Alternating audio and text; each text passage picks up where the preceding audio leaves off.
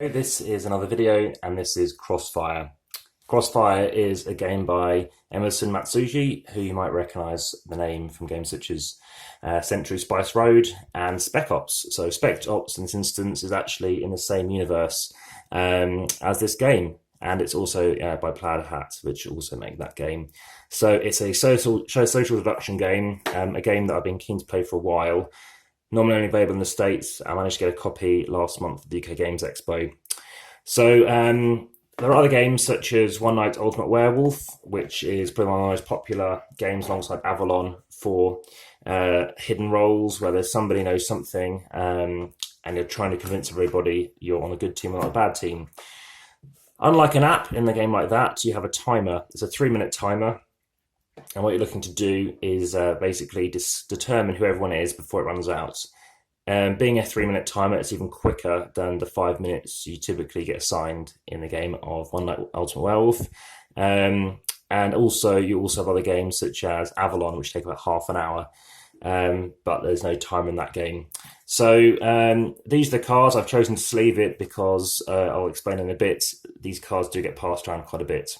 So unlike the other games, you actually have cards you hand out, basically assigned to people. What I'm referring to is games such as One Night Werewolf. Yes, you might assign a player person, but this is basically for shooting something in the sniper variant, which I'll come on to.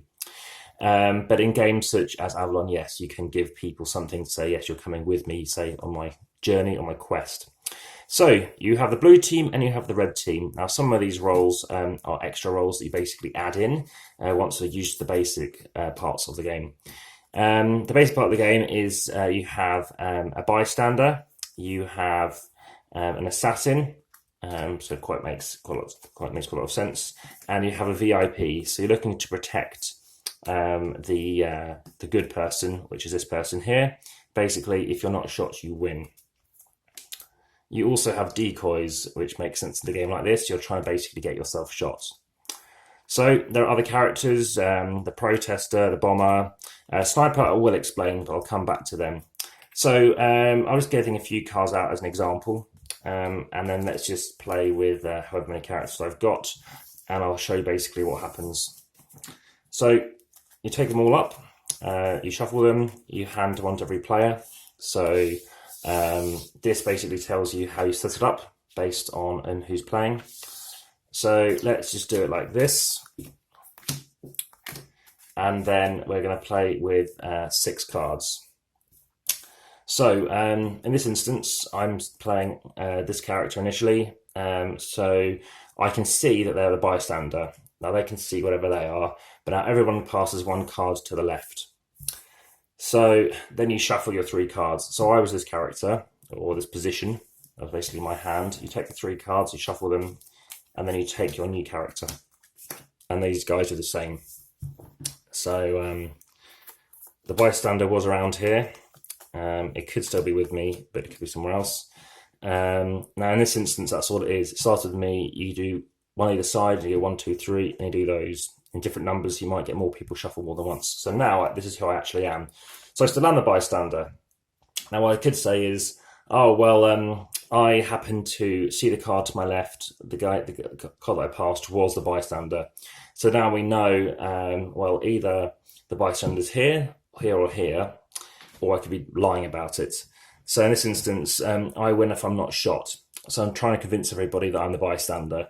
Now, hopefully nobody else will admit that they're a bystander, unless maybe they're a decoy or they're an assassin. So in those 3 minutes, you've got to try and determine who you want to shoot. Then when it runs out, you say 1, 2, 3, and you point. Then what happens is anybody who basically is an agent is going to have a chance to shoot. So anybody who's pointing who's not an agent, well, basically, if you're not armed, you put your gun down. As an example, this person's a blue decoy. That person's an assassin, so they've got a gun. So anybody with a gun will still keep pointing. Everybody else puts their hands down. Agents then reveal their role. So this is it's sleeved. We have another assassin, have the VIP, and we have another assassin. So in this instance, there weren't any agents, but you definitely would have them in the game. So then you'd have the agents. Agents reveal their roll calls, so now they're revealed, and of course they'll be pointing at somebody, as everyone is, and they're still pointing because they've got the gun. Then, if you've been shot by an agent, so they'll probably try and shoot an assassin, they're saying they've got shot, they then put their gun down and reveal their role. So then they reveal that they're actually an assassin, which is good. And then the VIP reveals who they are, and they say, are you shot? Yes or no. So if the assassin is probably pointing over here thinking I'm actually VIP, then the blue team win. So they win, and in this instance you get other people winning too. So the bystander wins too. So that's basically how the games work. I'll just keep these existing characters, but I'll add in the sniper just to show you the alternate way of playing. Now in this variant, it's a really good variant. It's people seem to really like it. Having said that, you end up with one person making a decision for the group to a degree. So, say the sniper's assigned, so you can do the sniper on the first game and then pass it around. Then you hand out the characters and the same thing happens again. So everybody looks at their card, they then pass to the left, then you shuffle, make sure you don't look at the card once you pass to the left, it's only just before that. And then everyone's going to talk. And basically, it's basically blue against red. And then the sniper, within 3 minutes, has to decide if they're good or bad. So as soon as they assign them this, then they'll flip this over and hope it's an assassin. They do it again, they hope it's an assassin, and they do it somewhere else, and they hope it's an assassin. Now I'm doing it randomly, but let's just give it a go. Bystander, well, actually, they don't necessarily lose. An assassin, that's great. And another assassin, so that's really good. So basically, then what happens is nobody else reveals their card, but the assassin then gets a chance to try and shoot at somebody. So then the assassin reveals, I don't know who the assassin is, I don't know if there was anyone left. The point is, then they will try and shoot somebody.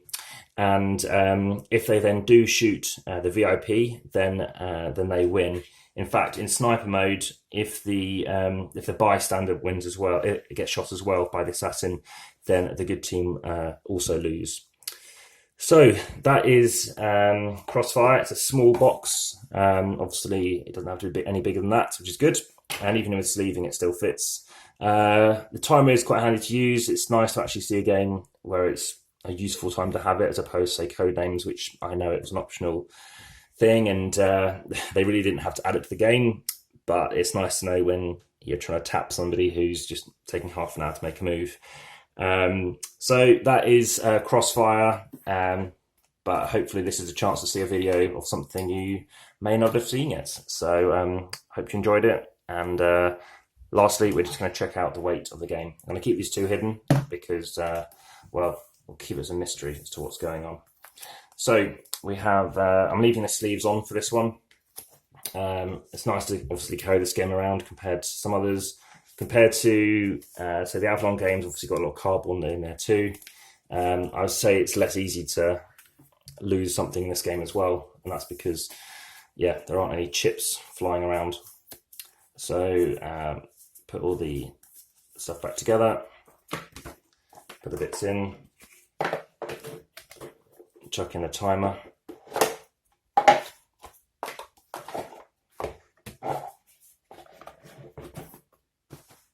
There we go, 155. Cool. Well, thanks very much, and check out the next one. Bye-bye.